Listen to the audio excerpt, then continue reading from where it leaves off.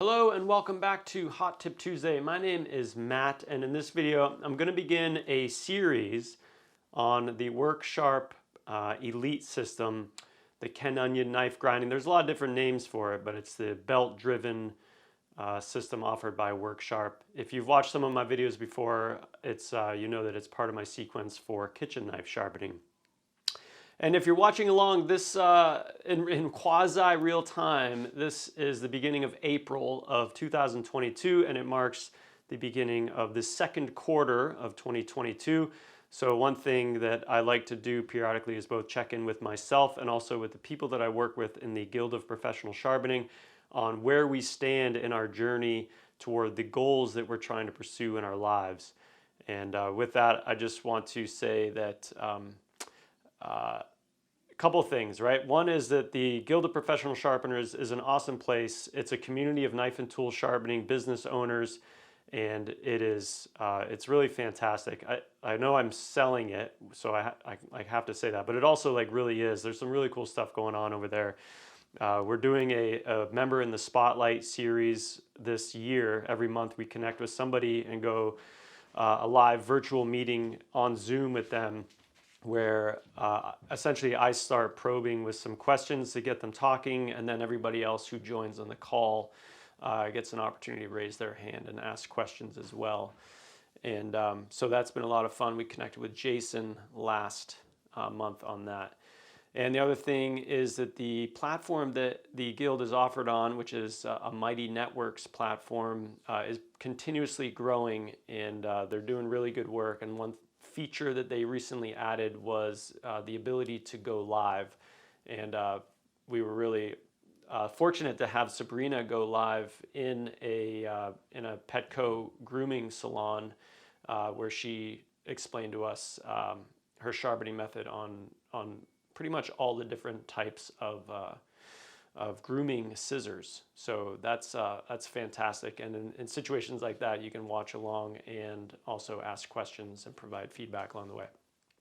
So that's awesome. In addition, everything else that's over there, including the courses, all this content is recorded and available for immediate access to anyone that joins. You get instant feedback on questions you have in your own journey, whether it's sharpening and or business. So it's super awesome. And if either gaining proficiency in sharpening or turning that into a skill that you monetize in the form of a business, taking control of where some of your money comes from, setting yourself up for retirement, just easing the burden of life, like our financial obligations. If any of that stuff is interesting to you, I assure you that the investment in the community pays itself back multifold over time. So you can learn more about that. You reach out to me or go to guildofsharpeners.org, which is the landing page, but feel free to reach out to me with any questions about that or any references. If you want to connect with anybody who's not me, let me know and I can put you in contact with someone. Okay, so with that out of the way, the thing that I'm starting for the month of April of 2022 is an in-depth look at the WorkSharp knife grinding attachment, or also sold as the Elite sharpening system, also sold as the Ken Onion knife grinding attachment. We'll get a camera on it here in a minute so you know exactly what I'm talking about, but sometimes there's I found that the language can be confusing around this tool and all tools. So it's nice to kind of be deliberate in the language that we choose. With that, for the month of April, I'm going to do 4 different videos for Hot Tip Tuesday on things that I've learned having many hours now operating this tool, and I'm still happy with it. I'm using it a lot. I'm also going to, at the end of the month, at the end of April, I'm going to give one of these away, and everybody who joins the Guild in the month of April will automatically get entered into that. And somebody will, at the end of the month, I'll pull a name. I'll do a random list of all the people that joined, and I'll select a name using a random generator, and that person will receive a free Elite sharpening system from WorkSharp. So if you'd like to get entered in that drawing, please become a member at the Guild of Professional Sharpeners. In this video, I'm going to focus on working on tips and some things that tips of knives, both in, I've found that the tip can be the hardest place to work on these systems, and I know that a lot of people have issues with the tips, so I'm going to share with you some things that I do both in restoring a tip, like if you have a broken tip and you're restoring it on the knife, and then also just general sharpening of the tip. So without further ado, let's take a look at the bench. I'll start with just a quick orientation of what I have going on here. So I have 3 of these systems on a downdraft table, which is connected to a dust collector that I have in another room. So this is my primary system, in addition to a 1x30 that's located over there for doing kitchen knives. I have a generic kitchen knife here. Oh, and then I'm going to get into belt details in a later video, but I have a 400, 1200, and leather here, and I usually start with 120 grit on my 1x30. Again, I'll be getting into the specifics of belt and belt options for these in future videos, so be sure to subscribe and check out future videos. In this video, I want to talk specifically about tips. So I have a generic 8-inch chef knife here and just want to talk through some things that come up. First off, let's talk about repairing tips, right? So this tip does not need repair, but let's say you get a knife in that does have a broken tip and you need to repair it. That's a job that I would do on the 1x30, but if you don't have a 1x30, this tool is very capable of restoring tips, and actually WorkSharp has a great video on restoring tips, which I can refer you to. But the way that I would do that is I would purchase a 120 or an 80 or a 60 grit belt, and whenever possible, and especially in this situation, I would restore a tip working from the spine, and this section of belt is nice for restoring a tip. So you do a back and forth movement, and just trying to follow the profile of the knife, working across the whole belt, paying attention to heat, and you can work the tip back. The primary reason that I think that's a good route to go is because if you look at this side of the knife, it's generally quite thick. So if you restore a tip from the edge back to the spine, you're working into thicker material. So part of the slicey nature of knives is the thinness of it. So in order to keep a thinner knife, restore a tip by working from the spine. A couple other notes to mention here is actually in this video you can see that nice finish along the spine, that surface finish, right? You see that glare moving along it, that's nice. So if you restore this on a 120 grit belt, you're not going to get that finish. So what I do is I do the majority of the grinding on a 120 grit belt, and then I will come through on my other belts, 400 and 1200, and I will work that same spot and then check it out, and I'm going to try to match that surface finish. So when you hand this back to a customer, or if it's your own knife, then you essentially can't even tell that there's been any work done on it. In this case, there'd be a little bit of work necessary. This has a either called a thinning or a secondary bevel, where you can see the knife is ground about a 1/4 inch here, and then the edge is on the cutting edge is just a small bevel over here. So if you really want to make this match, you would need to work on that secondary bevel as well. As you can see, I think you can see, it's a relatively coarse finish, so you could probably get away with doing that on a 120 grit belt, and then just focusing on the cutting edge on these belts. Another thing to note is when you grind on the spine, you're going to put up a little burr on the face of the knife on either side. And as you do this after you work the spine, you'll feel it. And what I do is I will just kind of lightly remove that burr on either side. I don't want to round the edge so much as I just want to remove the burr. You could probably get away with doing it by hand as well, just being careful not to add scratches to the surface face of the knife if that matters to you. But then you end up with a restored tip, a spine that matches, and it feels just the same, and you really can't even tell that you did any work to it, and that's what we're going for, right? Getting it back to better than new. Okay, so that's essentially the hot tips I wanted to share with you for knife tip restoration using this tool. The other thing I wanted to talk about was just working the tips. I'm going to zoom back in here.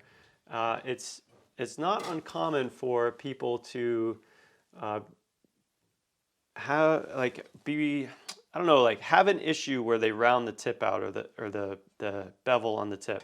So one thing to just keep a note here is like I'm gonna come up a little bit here.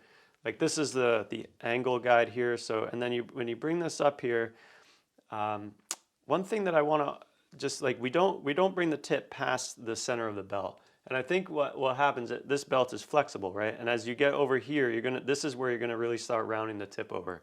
So you can also get pay attention to the feel for it. And I'm rocking a little bit here, just a little bit, but you want to make sure that as you come across the belt, you get the tip, but you don't like roll it over. So that just takes time and feel, and you got to do a bunch of them and pay attention to it.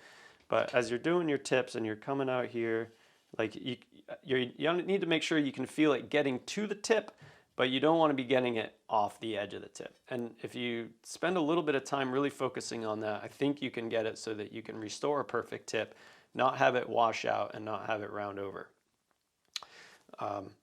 So that's the second hot tip I wanted to share with you on these.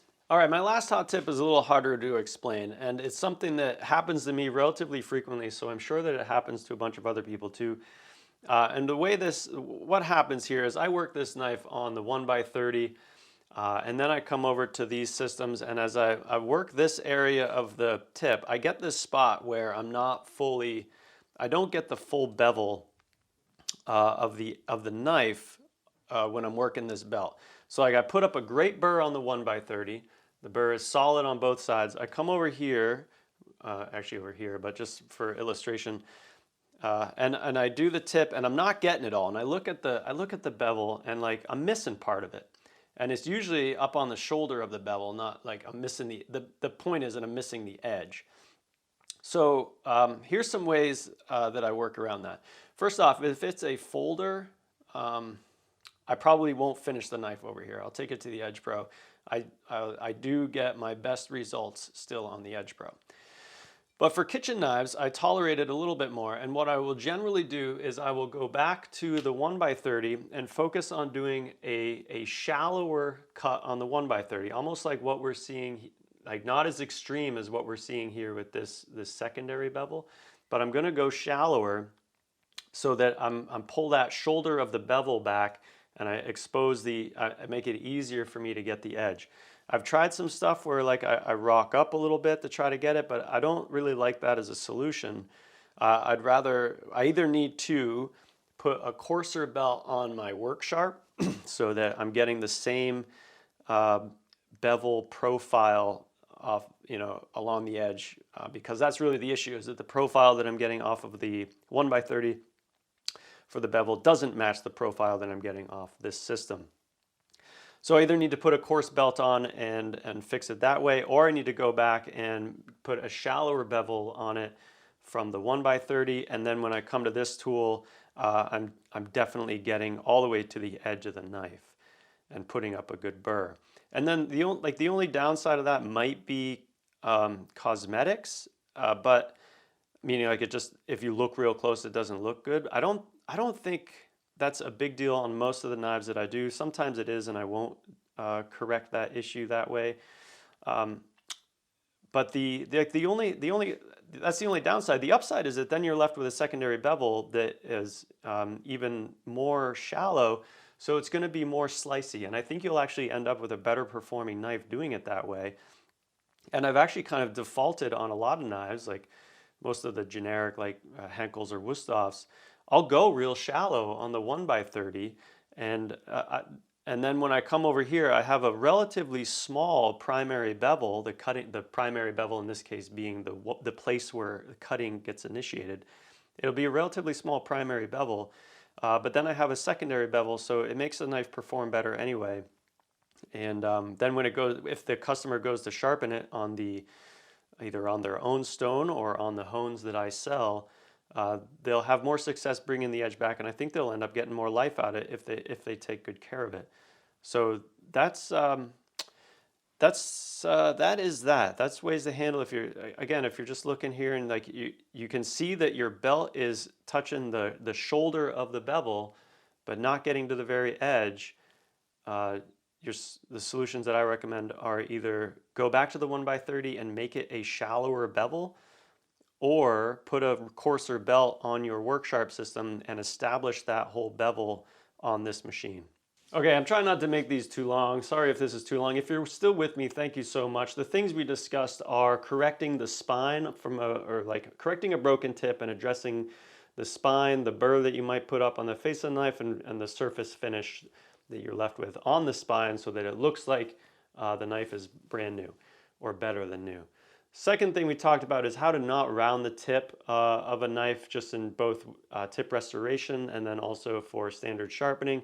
Third thing was addressing a problem that I see relatively frequently, so I think it probably comes up where you're not fully getting the whole cutting edge when you're working on the system, especially if you're coming from another system like a work sharp. I'm sorry, a 1x30. Okay, so I hope that is helpful. And again, I'm going to be giving one of these systems away to everybody who joins the Guild of Professional Sharpeners in the month of April gets entered to win one of these, so I'm excited about that. And in the future, the rest of the months of April, I'm going to be going over more tips that I have figured out using this Work Sharp system. So please subscribe, and I'll see you next time for the next Hot Tip Tuesday.